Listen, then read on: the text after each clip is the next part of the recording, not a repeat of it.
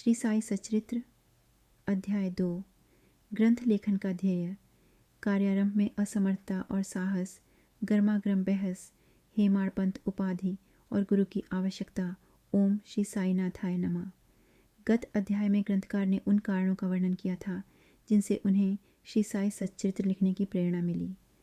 अब इस अध्याय में वे ग्रंथ लेखन के उद्देश्य, अपनी असमर्थता, बाबा की कृपा, हेमाड़पंथ उपाधि और गुरु की आवश्यकता का वर्णन करते हैं। ग्रंथ लेखन का हेतु। पहले अध्याय में यह बताया गया कि किस प्रकार बाबा ने हैजा जैसी महामारी को रोकने के लिए गेहूं पिसवाया और उस आटे को गांव की सीमा पर बिखरवा दिया। बाबा की इस लीला को देखकर और उनकी अन्य लीलाएं सुनकर हेमाड़पंथ का हृदय आनंद से भर गया। उन्हें लगा कि बाबा की ये अद्भुत लीलाएं भक्तों के लिए मनोरंजक ही नहीं बल्कि अत्यंत शिक्षाप्रद भी हैं। उन्होंने सोचा कि यदि बाबा की पवित्र कथा और मधुर उपदेश लिखे जाएं तो भक्तों के पाप नष्ट होंगे और उन्हें सत्य तथा आध्यात्मिक मार्ग का वास्तविक ज्ञान मिलेगा। श्री साईं बाबा की जीवनी न तो उलझी हुई है न संकीर्ण। वह सत्य, भक्ति, ज्ञान और आत्मकल्याण का मार्ग दिखाने वाली दिव्य कथा है। कार्य आरंभ करने में असमर्थता और साहस। जब हेमाड़पंथ ने बाबा की जीवनी लिखने का विचार किया तो उनके मन में संकोच उत्पन्न हुआ। वे सोचने लगे, मैं इस महान कार्य के योग्य नहीं हूँ। मैं तो अपने प्रिय मित्रों का जीवन भी पूर्ण रूप से नहीं जानता, फिर ऐसे महान संत की जीवनी लिखने का साहस कैसे कर सकता हूँ। वे जानते थे कि संत का चरित्र लिखना अत्यंत कठिन कार्य है। वेद भी अवतारों की महिमा का पूर्ण वर्णन करने में असमर्थ हैं। किसी संत का चरित्र समझने के लिए स्वयं को संत होना पड़ता है। ऐसे विचारों से वे विनम्र हुए और साईं बाबा की कृपा प्राप्त करने के लिए ईश्वर से प्रार्थना करने लगे। महाराष्ट्र के संत श्रेष्ठ श्री ज्ञानेश्वर महाराज ने कहा है कि संतों का चरित्र लिखने वाले से परमात्मा अत्यंत प्रसन्न होता है। तुलसीदास जी ने भी संत चरित्र की महिमा का गुणगान किया है। संत स्वयं ही भक्तों से अपना कार्य करवा लेते हैं। भक्त तो केवल निमित्त होते हैं। जैसे कवि महीपति ने भक्त विजय, संत विजय, भक्त लीलामृत और संत लीलामृत की रचना की, उसी प्रकार दास गणु महाराज ने भी भक्त लीलामृत और संत कथामृत में संतों का सुंदर वर्णन किया। श्री साईं बाबा की अनेक लीलाओं का वर्णन विभिन्न भक्तों ने भी किया था। फिर भी हेमाड़पंथ के मन में यह भाव आया कि बाबा की जीवनी समुद्र के समान गहरी और अनंत है। उसमें जितना गहरा उतरेंगे, ज्ञान और भक्ति के उतने ही रत्न मिलेंगे। बाबा की जीवन कथाएं, दृष्टांत और उपदेश दुखी मनुष्य को शांति देते हैं। यदि भक्त उनके उपदेशों का श्रद्धा से श्रवण और मनन करें तो उन्हें आत्मानुभूति, परमानंद और ईश्वर से एकत्व का अनुभव हो सकता है। हेमाड़पंथ ने सोचा कि जिन सरल हृदय भक्तों को बाबा के प्रत्यक्ष दर्शन का सौभाग्य नहीं मिला, उनके लिए यह चरित्र आनंद और कृपा का स्रोत बनेगा। उन्होंने अपना अहंकार बाबा के चरणों में समर्पित किया और बाबा की कथाओं को लिखना अपना साधना मार्ग मान लिया। बाबा की अनुमति। हेमाड़पंथ स्वयं बाबा से अनुमति मांगने का साहस नहीं कर पा रहे थे, इसलिए उन्होंने बाबा के अंतरंग भक्त माधवराव, जिन्हें श्यामा कहा जाता था, से प्रार्थना की। श्यामा ने बाबा से विनम्रता से कहा, बाबा, अन्ना साहिब आपकी जीवनी लिखना चाहते हैं। कृपा करके उन्हें अनुमति दीजिए। आपकी कृपा और आशीर्वाद के बिना कोई कार्य सफल नहीं हो सकता। यह सुनकर बाबा प्रसन्न हुए। उन्होंने उदीदी अपना वृद्धहस्त हेमाड़पंथ के सिर पर रखा और कहा, इन्हें मेरी जीवन कथाएं और दृष्टांत एकत्रित कर लिखने दो। मैं इनकी सहायता करूँगा। मैं स्वयं अपनी जीवनी लिखकर भक्तों की इच्छा पूर्ण करूँगा। बाबा ने आगे कहा, इनको अपना अहंकार त्याग कर मेरी शरण में आना चाहिए। जो ऐसा करता है उसकी मैं पूरी सहायता करता हूँ। जब इनका अहम पूर्णतः नष्ट हो जाएगा तब मैं इनके अंतःकरण में प्रकट होकर स्वयं अपनी जीवनी लिखूँगा। बाबा ने यह भी कहा कि उनके चरित्र और उपदेशों के श्रवण से भक्तों के हृदय में श्रद्धा जागृत होगी और उन्हें आत्मानुभूति तथा परमानंद की प्राप्ति होगी। उन्होंने चेतावनी भी दी कि इस ग्रंथ में अपने मत का अहंकार पूर्वक प्रतिपादन, दूसरों का खंडन या व्यर्थ वाद विवाद नहीं होना चाहिए। अर्थपूर्ण उपाधि हेमाड़पंत। अब ये कथा आती है कि दाभोलकर को हेमाड़पंत की उपाधि कैसे मिली। काका साहेब दीक्षित और नाना साहेब चांदोरकर दाभोलकर के घनिष्ठ मित्र थे। उन्होंने उनसे शिरडी जाकर श्री साईं बाबा के दर्शन करने का आग्रह किया। दाभोलकर ने वचन तो दिया, परंतु कुछ कारणों से उनकी शिरडी यात्रा टल गई। एक बार उनके एक मित्र का पुत्र लोनावला में बीमार हो गया। अनेक उपचार किए गए, आध्यात्मिक उपाय भी किए गए। गुरु को भी बालक के सिरहाने बैठाया गया, परंतु बालक की स्थिति नहीं सुधरी। यह देखकर दाभोलकर के मन में विचार आया, यदि गुरु बालक के प्राण भी नहीं बचा सकते तो गुरु की आवश्यकता ही क्या है? फिर शिरडी जाने से क्या लाभ? इस कारण उन्होंने शिरडी जाने का विचार छोड़ दिया।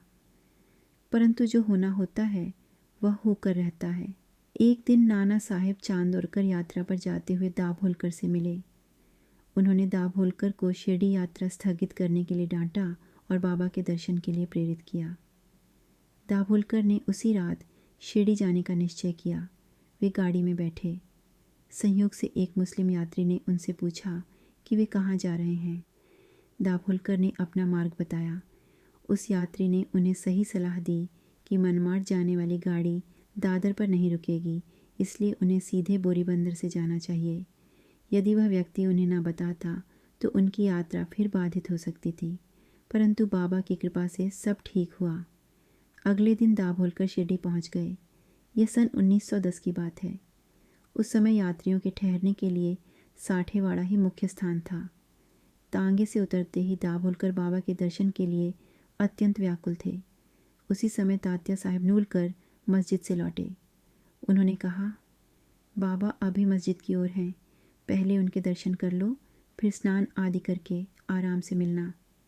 ये सुनते ही दाभोलकर दौड़े और बाबा के चरणों में प्रणाम किया। बाबा के दर्शन से उनका हृदय आनंद से भर गया। उन्हें भूख प्यास की सुध न रही। जिस क्षण उन्होंने बाबा के चरणों का स्पर्श किया, उसी क्षण से उनका जीवन धन्य हो गया। वे उन सभी लोगों के प्रति कृतज्ञ हुए जिन्होंने उन्हें बाबा के दर्शन के लिए प्रेरित किया। उन्होंने अनुभव किया कि साईं बाबा के दर्शन में अद्भुत शक्ति है। उनके दर्शन से विचार बदलते हैं, पिछले कर्मों का प्रभाव मंद पड़ता है और धीरे धीरे वैराग्य तथा अनासक्ति जागृत होती है। हेमाड़पंत कहते हैं कि यदि कोई साईं बाबा को एक दृष्टि भरकर देख ले तो उसे संपूर्ण विश्व साईमय दिखाई देने लगता है। गर्मा गर्म बहस। शिरडी पहुंचने के पहले ही दिन दाभोलकर और बाला साहेब के बीच गुरु की आवश्यकता पर वाद विवाद हो गया। दाभोलकर का मत था कि मनुष्य को स्वतंत्र रहकर स्वयं प्रयत्न करना चाहिए। जब कर्म स्वयं ही करना पड़ता है तो गुरु की आवश्यकता क्या है। बाला साहेब का मत था कि प्रारब्ध अर्थात भाग्य के अनुसार ही सब होता है। जो विधाता ने लिखा है वही घटित होकर रहेगा। दोनों पक्षों में लगभग 1 घंटे तक बहस चली, पर कोई निष्कर्ष नहीं निकला। अंततः विवाद रोकना पड़ा। इस बहस से दाभोलकर की मानसिक शांति भंग हो गई। उन्हें अनुभव हुआ कि वाद विवाद का मूल कारण अहंकार ही है।